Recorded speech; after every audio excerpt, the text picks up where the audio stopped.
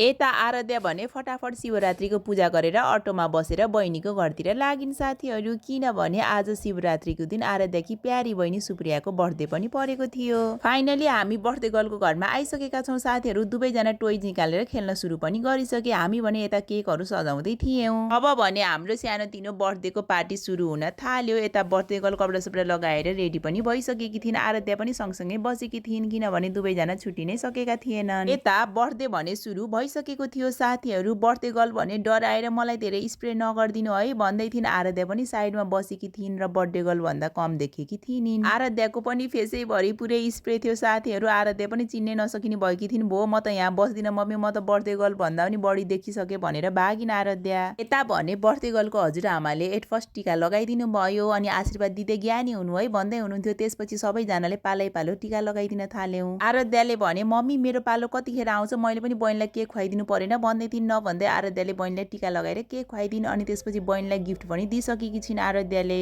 यता आराध्या ज्ञानी भएर बहिनीको हात पनि ढोक्दै छिन् साथीहरू। हेर्नुहोस् त।